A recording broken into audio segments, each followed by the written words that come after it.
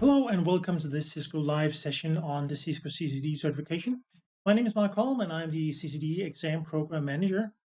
The aim of this session is to give you an idea of what the CCD is all about, what kind of job roles that you might encounter as a CCD certified, and of course I'll also give you some ideas about what to expect from the exam once you decide to take it. First of all, I'll start out by giving you an overview of the path to obtaining your CCD. This includes things like what exams you need to take and which order you need to do things in. I'll also give you some insights into the required mindset and skill set that are required for you to be able to successfully tackle the exam.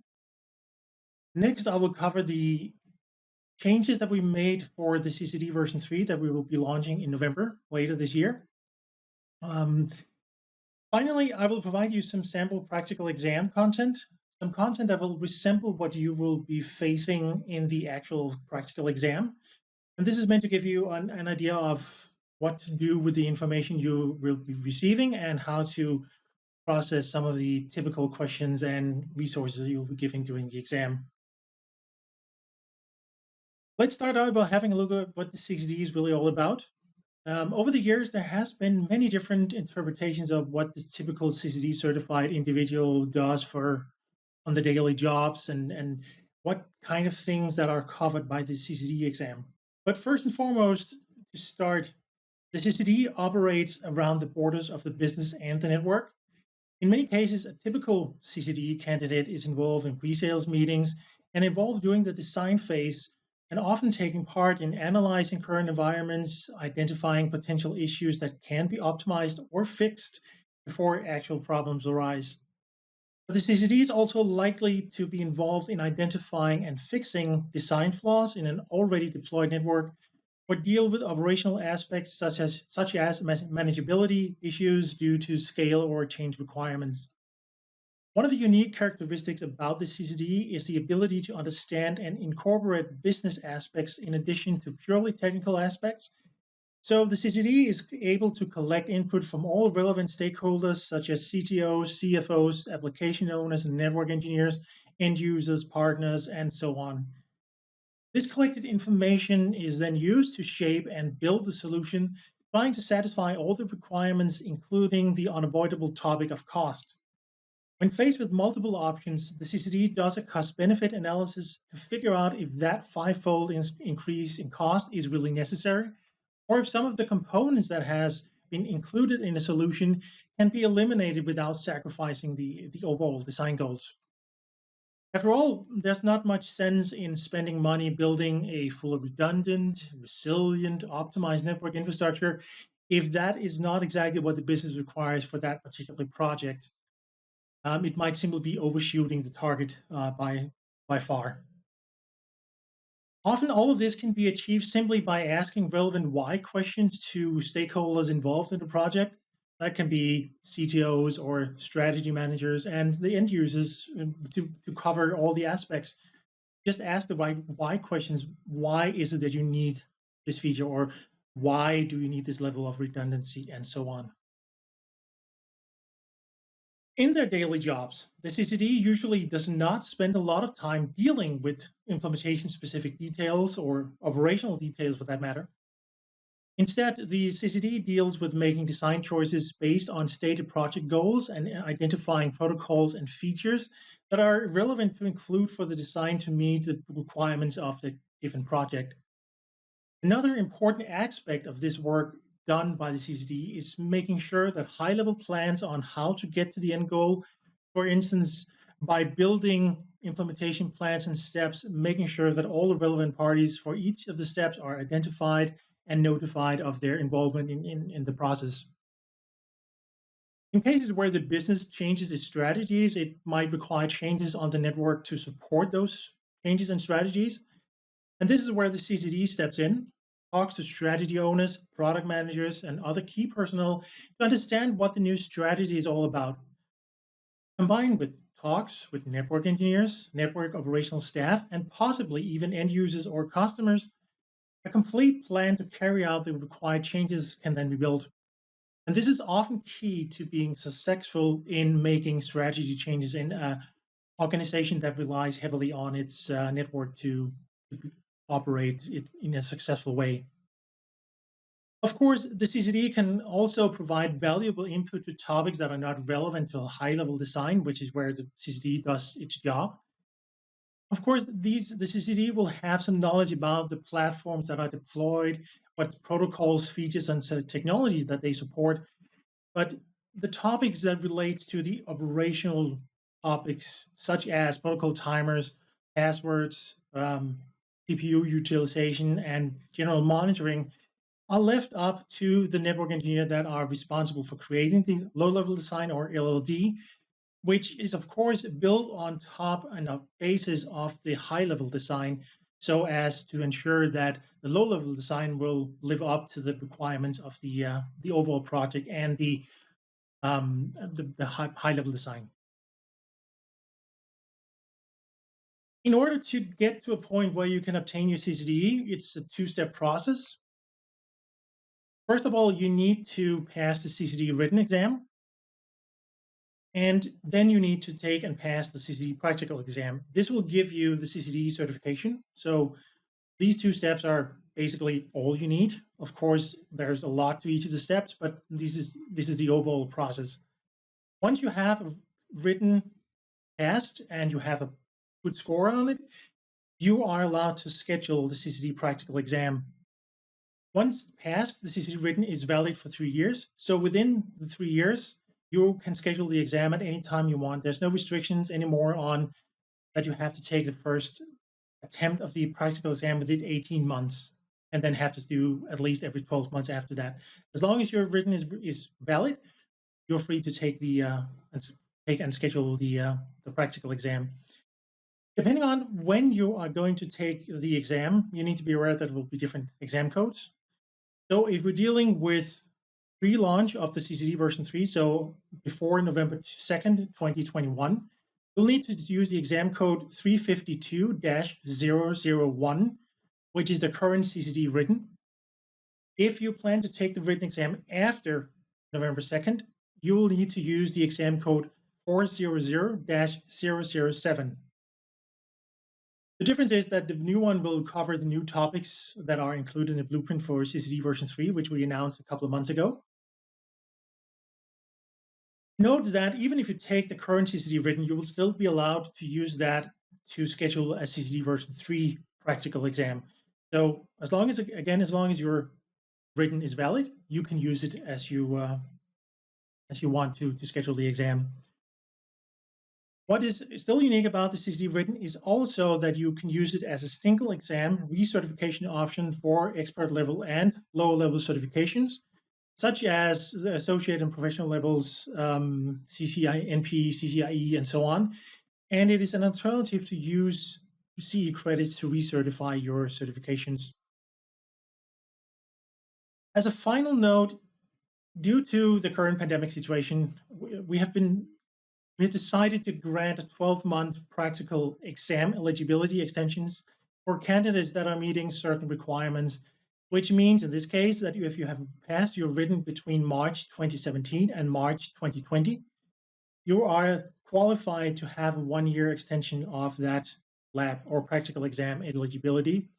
Note, however, that this does not recertify the exams or extend the exams that you may have recertified by taking CCD written. If you need to recertify, you still need to take the exam again before the expiration date. In case you qualify and you want to schedule the exam, but your CCD written is currently not valid, you need to reach out to Cisco Certification Support and open a case with them. They will know how to deal with it and will advise you on how to move on with your booking of your practical exam. And also, when we revised the certification portfolio back in February of 2020, badging was also being introduced.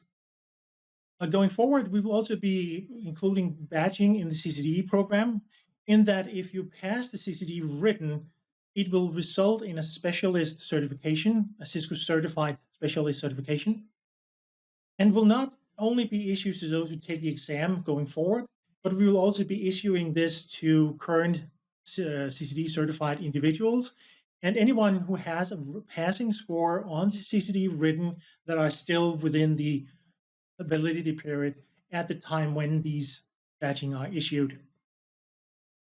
We don't know exactly when these badges are being issued. This is a work in progress. So we will keep you informed of that on relevant Cisco pages on the Learning Network on Cisco.com. But you will also automatically be notified via a claim. You will get the badge issued to your claim account. So you'll also get notified there once we start issuing these badges. When you're doing your studies and preparing for the exam, you should really use the Cisco Learning Network, or in short, CLN. There are tons of information available on CLN, ranging everything from technology walkthroughs, self-paced labs, if you need to lab up a certain technology to understand it better. There might be member-contributed material and challenges made by Cisco or members of the community.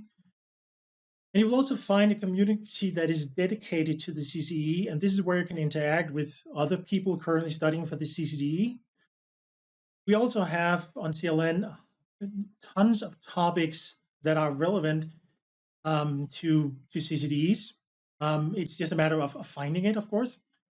And if you come across a topic that you're not completely sure about, you can start by searching to see if somebody else has already asked that same question. That, of course, might result in not finding anything. In that case, simply don't be shy to ask questions in the relevant CLN communities. It might not be specific for the CCDE community to answer. It might be more of a protocol type question. So find the most relevant community to post a question in, because the chances are someone in there will have an answer to your questions. I also recommend that you form or join a study group, as it simply makes studying easier when you can bounce ideas, ask questions, discuss exam topics, and so on. And additionally, it's not a secret that it is often more fun to study with somebody else rather than doing everything on your own. So study groups are definitely both worth the time and investment in terms of the practical skills that you need, but also for the social networking that you will gain from it. In context of the CCDE, it may sound like a trivial thing to actually say, but you must simply learn to think like a network designer. The skill sets, the mindset that is required to obtain the CCDE is significantly different from what is required from other Cisco career certification exams, such as the CCNP or CCIE. Because in order to pass the CCDE, it is required of you that you are able to look at the broader picture, putting together all the pieces in the puzzle to build the desired solution or the required solution based on whatever technical or business requirements, technical limitations, functional requirements, business restrictions, and so on that you are giving during the exam. One of the most important things to note here is that the CCD does not require that you have a CCIE. And in fact, it doesn't even expect you to have one.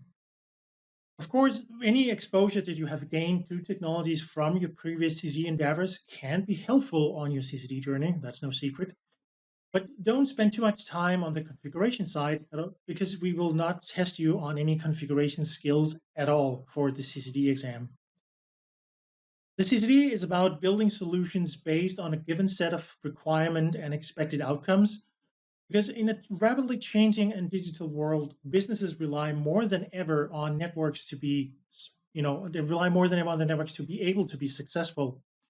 Doing so requires a network that by design supports the goals that make the business a success. In some parts of the network, this might translate into a highly resilient and redundant topology that can more or less is self-healing, where other parts of the network just simply requires a high throughput because they have a lot of data to transfer, where it might not matter as much if the convergence time is a little longer or even much longer than for other parts of the network. But one overarching statement that might be able to cover the entire network is that it is geared towards DevOps and a highly automated management approach. This is where the CCDE excels, analyzing with the requirements, the restrictions, the operational aspects and the manageability concerns, challenges, and so on. In the end, that translates into a solution that can meet all of the requirements. And this is what the CCD really is able to do. Even though, as I mentioned before, there's no testing on configuration on the exam, having some sort of practical experience from either labbing or in the field, if you've worked as a network engineer in the past or currently working as a network engineer, it might help you understand the technology better if you have labbed it. And this might particularly be in cases or relevant in cases where there are operational aspects or requirements that you have to meet during the exam. And in those cases, it might be relevant to know a little about what operational aspects there are in running a network rather than just designing it on paper and having it look as you expect it to look like. There are two different and two distinct, actually, aspects of the CCD. On one side, you need a good understanding of business aspects.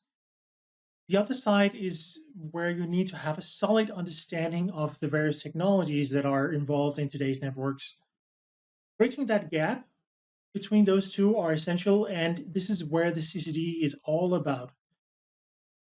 Experience in this is, of course, a big key factor as well, because if you have been experienced to or exposed to different networks throughout your career, it will teach you and learn what works and what doesn't work on the given circumstances. So that is why we recommend that you have at least 5 to 7 years of relevant job experience before starting attempting to earn your CCDE. And again, since with the CCD, we're working on a high level, that means we do not drill down to VLAN assignments, .1x credentials, ITP optimization techniques, and other implementation-specific details.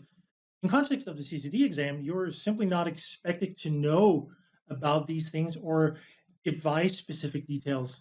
But of course, you are expected to know how different network devices operate and what kind of features they typically offer. And of course, you still need to know your routing protocols, redundancy concepts, other relevant protocols, how to design IGPs, making sure routing tables are optimal, doing and forwarding traffic the way you want it to, or at least how it's designed to be. All of these are the bits and pieces that make up a good high-level design. Once you take the practical exam, these are some of the recommendations I would suggest that you keep in mind for actually when you take the exam. First of all, you need to take the time required to analyze the environment that the exam puts you in. That means reading all the documentations that you have, all the documentation that you will see in the exam. Take your time to read it. Do not make any assumptions, because all the information that you need to answer the questions that you will encounter in the exam will be given as part of the content and resources that you will see during your exam. Of course, it's required that you consider all the information that you're giving. Don't leave anything out because it seems relevant to you at the point of time. It might be relevant later on, if not necessarily right now, the question you're seeing. And this allows you to make fact-based decisions and not having to guess what the correct solution might be. This is, of course, key that you don't have to rely on guesswork to answer the questions. And finally, and maybe most importantly, don't spend any time in the exam trying to visualize configuration snippets or something like that, because I can almost assure you it will be a waste of time. And that time is something you can be much more useful to you if you're spending on analyzing the requirements, looking into what you're working with, and so on. So don't spend time and figure out how the configuration for this might look like. Next, let's have a look at the changes that have been put into this new CCD version 3 that we will be launching later this year. One of the big changes that we are seeing in CCD version 3 is that we will be moving the practical exam in-house to our own Cisco certification centers. Once we launch the CCD version 3, the CCD practical exam will simply be held at these certification centers which are the same places that CCIE lab exams are taking place. We will continue to hold the exam at certain intervals, like with the current CCDE, but there will be a few changes in the booking and scheduling process that you need to be aware of. In order to schedule the practical exam after November 2nd, 2021, you will need to use the CCIE CCDE portal. And in order to search for available exam dates, you need to have a passing score of the CCDE written, whether it's being the current CCDE version 2 written or the new CCDE version 3 written exam. You just need a passing score to be able to see any available exam dates. For all of the exam dates, you will be able to register around 90 days before the actual exam date. Payment-wise, we will be offering and using the same payment options that we do for the CCIE lab exams, and the price of the exam will also be aligned to match what a CCIE lab exam costs. We will also be having more administrations in CCD version 3. Up to 6 per year is the current plans. This is almost a double of what we've been able to do so far, so hopefully this will be useful to you to be able to have a little more flexibility in when you can book your exam. We will continuously monitor capacity and adjust it if needed. So should it turn out that we need more than 6 administrations or 6 exam dates per year, we will be able to do that. We have the flexibility to add additional dates if we need to be. And for those who might have taken the CCE exam recently, or for those who simply heard of how the process works, there's some great news on the scoring results and the exam results, in that we are aiming to provide you with the results within 48 hours of actual taking the exam. The current process can take up to 10 to 12 weeks, so that is a long wait. We are fully aware of that, and that's why we've made so many efforts to ensure that we do not have a long waiting period in going forward. We also, for the CCD, we also have an updated blueprint, of course, and that blueprint has an increased focus on business strategies and the impact that various product management methodologies might have on network design lifecycle, as well as looking more into cost and service level agreements, for instance, through ROI, CAPEX, OPEX cost analysis, working with RPO, RTO. All of these contribute to improving the operational sustainability of the organization. So we have determined that these are important aspects in a real typical CCDE. So we have included these in the new blueprint topics. We've also included business continuity as a topic. While digital transformation has paved the way for new ways of delivering services, applications to end users, customers, and partners, it also means that more than ever, the network is more critical to ensure that these businesses are successful.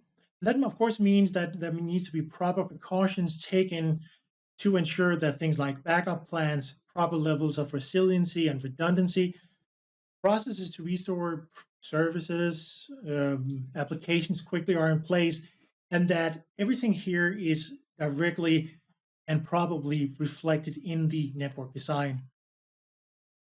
We'll also be introducing some new concepts to the CC in terms of 2 distinct modules, core module and an area of expertise module.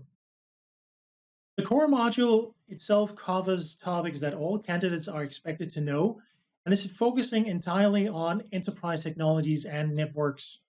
There will be no hardcore service provider or data center topics in this module at all. It will continue to be vendor agnostic, as you have been used to today. That also means that, of course, means that we will not be seeing any Cisco specific technologies or topics within the core module. And it is worth mentioning here that the CCD written also uses the core concepts of the core module. So that means the same applies for the CCD written as does for this core module in terms of vendor agnostic and only focusing on enterprise networks and topologies. The area of expertise modules, on the other hand, focuses on specific areas, and it's something that you select on the day you take your exam, since it is called the area of expertise, we kind of signify and signal that this is what you are most comfortable working with. It might be what you have been working with for the past years or simply what you're working with today. This requires that you have a more detailed and in-depth knowledge of that specific area of expertise. And be aware that in these area of expertise module, you might find Cisco specific topics. This could be Cisco ICE, it could be features that are found only on certain switches and routers that are Cisco specific. Once we go live with the CCD version 3, these are the 3 area of expertise modules that we will be offering from day one. The first is going to be the on-prem and cloud services, which are dealing with data center and cloud. So that means private, hybrid, public clouds, integration between them, and topics around these areas. And it might also include designing on-premise data centers if that is what the scenario in the exam will cover. The next one is going to be workforce mobility, which are going to be advanced wireless topics such as location traffic, roaming, radio planning, mobility groups, and all these things that are usually reserved for the more advanced hardcore wireless engineers. The final one is going to be the large-scale networks, which are typically to be service-provider networks, but it can also be large-scale enterprises such as global organizations, as these tend to use more service-provider-oriented technologies compared to standard, so to speak, enterprises. The document I have included here is a write-up that kind of describes all of the components of the exam and a description of each of these area of expertise modules and what you might encounter in that. So I will definitely recommend that you go read this to give a proper idea of what is included in each of these. Because of how quickly the exam topics and the breadth of the exam can be quite big, one of the things that we've done to help you focus your studies is introducing technology lists that specifies the technologies that you might encounter in your exam. The exam topics and the blueprint is still going to be there and is still the basis of everything. So these kind of complement each other and you need to use them together. You can say that the exam topics, they describe what you need to do with a certain task, but the technology list defines the technologies that you might be asked to do something with. Scoping these technologies allows you to focus your studies, hopefully, and narrowing on those technologies that are relevant for you. There's simply no need to know everything like we have heard in the past that you need to know everything for the CCD exam. This is at least no longer true. There will be 2 technology lists that you need to pay attention to. One will be covering the core technologies, which I mentioned before for the core module, and is shared between the CCD written and the core module of the practical exam. The other document you need to refer to is the technology list for that area of expertise module that you intend to select. So you can, to summarize it, if you're studying for the CCD practical exam, you need to consult 3 different documents to figure out what to study for and what to be prepared for. The first one is going to be the exam topics. And then you'll have to focus on the core technology list because that is mandatory in the sense that you cannot avoid having the core topics. And then you need to look at the area of expertise specific technology list, depending on the one you need to take. It's kind of summarized in the picture at the bottom where you have if you can see, if you take the CCD written exam, you'll have the exam topics that are going to be the unified exam topics, which is meaning it covers both the written and the practical exam. And then you have the core technologies, but you don't have anything further than that.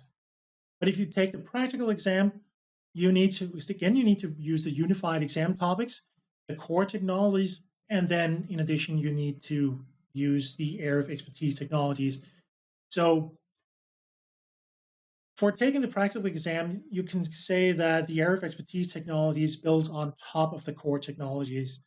So you need to know both. Also, for that area of expertise module, you might find core technologies within that module.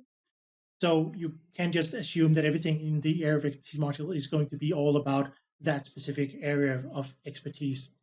Next, let's have a look at the CCD practical exam and some sample content and a little bit about the structure as well. Information I will be giving you here is pertaining to the CCD version 3. So if you're taking the CCD version 2 exam, there might be some differences that will not be applicable. This graphic sums up the structure of the CCD V3 practical exam. As you can see, the exam topics are the same across both modules, both the core and the area of expertise. The core module is covered by 3 scenarios, and the area of expertise module will be one of the scenarios. In total, as you can see, you will be faced with 4 scenarios that are each 2 hours in length. And if you have any unused time from one of these scenarios, you will not be able to carry it over to the next scenario. So the scenarios are fixed in length in that they are exactly 2 hours long. If you haven't finished or reached the end of the scenario once the 2-hour mark is hit, you'll automatically be transferred to the next scenario. Whatever you have answered for the previous scenario is, of course, going to be retained. You're not going to lose that. But any questions that you haven't answered will, of course, not be scored, or you will not have a valid answer for those. You'll not be able to use backward navigation, and you will not see any point values. So there will be no need to keep a track of point scores and things like that during your exam, because you will not have the information available to you. Each of these scenarios that you'll encounter is built as a progressive storyline and is made up of approximately 28 to 30 questions, give or take a few. And we'll be scheduling in a lunch break between section or scenario 2 and 3 in the middle of the day. So you will not be interrupted in the middle of a scenario to go take your lunch. In order to pass the exam, the minimum cut score for each of the 4 scenarios must be achieved. And additionally, the sum of scores across all of the 4 scenarios needs to be greater than the exam pass score. The cut scores are determined based on exam difficulty levels and is based on psychometric scientific models. These cut scores are not shown, disclosed, or otherwise published, and we will not be informing anyone outside of Cisco about the actual cut scores.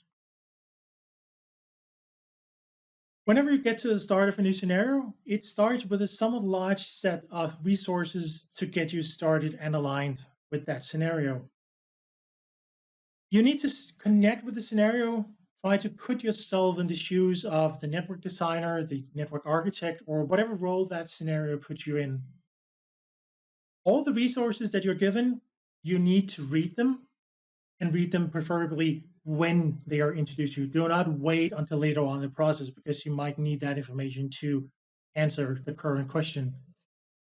A typical set of resource types would be an introduction that tells you about the current environment that you're in, the current role that you're assuming. It can be company background, strategies, histories, their plans going forward, and things around those lines. It will be topology drawings. It could be high-level topology drawings. It might be detailed network topology diagrams for certain parts of the network or a specific function of the network. And then throughout the scenario, you will also be giving some ongoing correspondence, often shown to you in something that resembles email threads. All of these resources will be shown clearly in a dedicated section in the exam interface. So whenever you look at that section, be aware that we might be introducing new resources when you get to a question. So check that resource folder or the resource section often to be sure that there's no information that you have missed, because it might be relevant for you to know. All the scenarios stand alone, so there's no dependencies between them. So you essentially can clear your mind completely once you end one scenario and start the next one. There's no need to carry over any information.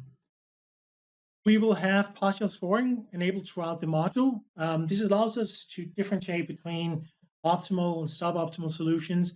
And in some cases, as you know, in the real world, there might be more than one answer that actually will work and meet the requirements as they are written, but somewhat falls under a suboptimal category because it has a marginally longer convergence time than one of the other solutions might have.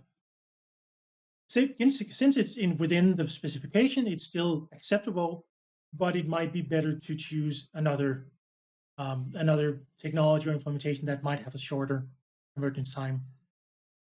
It really, what you need to do here is pay attention to the details to figure out what the optimal solution is. So read it and make sure that you understand every aspect of it.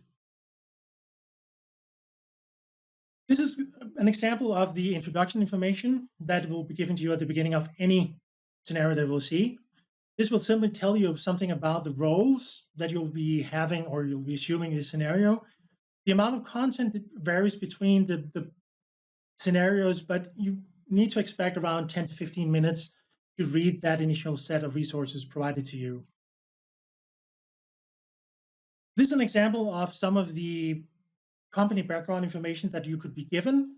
You'll be informed of what kind of company it is, what kind of business they're in, some of their strategies, their current known and identified risk in the network, applications and the requirements of those, for instance, QoS aspects. You'll never expect you to actually know an application, but you might simply be told what the application requires. There might be current and future business strategies, topology drawings, and these are kind of the things that you will be giving throughout the section. You might not get everything at the beginning. There might be some information, some topology drawings coming later on because it might not be relevant at the beginning of the scenario. It can also be some information about what kind of services the business rely on in terms of service providers, access technologies, fiber, 4G, LTE, 5G, and so on. This one shows an example for a given application and how it is used and how it expects what kind of traffic classes it generates. And this also shows how the service providers will deal with these traffic classes. It is not only relevant here to note what the service provider is able to do, because one has a 4-class model and the other has a 6-class model. So later on in the process, as new technologies and new applications might be added to the network, you might need to refer back to this to make sure that you understand which traffic classes can be used to categorize it. So it's important that you make a note of where that information is located so you can quickly find it if you need it later on in the process. These are just some examples of some high-level and more detailed topology drawings. One is going to be the high-level overall topology that shows the entire network. And the one on the right details the OSPF implementation, the IDP implementation, which is OSPF, which shows a large area, area 0 in the middle, and unique, distinct areas at the edge of the network. These, again, are the information that you need to pay attention to figure out if you need to make a change to it, what impact might it have. During the scenario, you are likely going to be presented with multiple pieces of information that extends on that initial set of information given at the beginning. It is often presented to you as email threads, and information contained in here can, for instance, override the previously given information in form of a change in business strategies, highlight operational aspects that require a fix. This might be short-term, long-term fixes that you need to look at. Pay attention to that information and correlate it with any previously given information in order to determine whether it has an impact on the decisions you need to make. And if it's presented as an email thread, be sure to read the entire thread. Don't assume all the relevant information is at the top. There might be some detailed information towards the end that might be justifications of why the changes need to be made, or some reasoning of why the changes need to be done that you need to be aware of. In addition to the standard multiple choice questions you will find in the Cisco exams, the practical exam has a few other types of questions that are worth mentioning here. The first one of these is a variant of that multiple choice question that you will see in most other exams. It's called a graphical feedback. And this is simply where you will be presented with a set of drawings, for example, topology diagrams. And based on the information that you've been given, you need to select which of these 4 topologies that are relevant to implement and meet all of the expectations. Another unique type is the matrix type question. Um, we have two flavors of those. One is where you need to select one answer per row, and the other, we have multiple answers, but I'll come to next. Based on the given information, you just simply need to analyze each of the row and column intersections to determine whether it is applicable or not. In this example, as I said, this is a one answer per row, so that only means that one of these answers are going to be correct. Use your best judgment when you analyze this. In some cases, you might even have to have certain rows not selected at all because they are not relevant. So use the information being given to you and make those selections and move on. Next up are the multiple answer per row type matrix question. And these are a little bit unique in the sense that we actually often do not state how many options you need to select. The question might simply say, select all that apply. This means that you have to make your selections based, again, on all the information you've been given, judge it, figure out which ones are relevant and not. And again, do not rush through the question. It might take a time to get through it, but it is necessary that you spend enough time. Of course, you don't need to spend 15 minutes on it, but you probably need to spend a few minutes on reading it and figuring out what you need to do. And again, like with the single row or single answer question, before you hit next, make sure you validate your selections and that you're satisfied with them. With this, we actually reached the end of the session. I hope you have found this presentation relevant and useful. And there's no doubt that the CCD is a very challenging certification that requires skills and a mindset that typically are not found in other Cisco career certifications. And of course, this specifically deals with the various business aspects. However, just see it as a chance to expand your horizons and progress in your career by adding new skills and adding new ways to the way you think in your daily job. It might definitely be worth it. Here I have a set of provided links that are good starting points for starting your CCD journey. Bookmark these and you will have an easy access to up-to-date information on the CCD written and practical exams. This is also where we will be announcing any changes or updates to the program as we go along. A final note, though, on the practical exam. If you want to schedule your practical exam to take place before the launch of CCD V3 in November of 2021, you still need to use Pearson VUE to register for the exam. It cannot be done on the CCIE portal page. Finally, I want to thank you for watching this session. Please feel free to reach out to me if you have any questions around the CCD program or certification. And if you're going to pursue the certification or if your journey has already started, I wish you the best of luck. Remember to enjoy the journey as well. It is an equally important part of the studying and preparation for any exam. Thank you.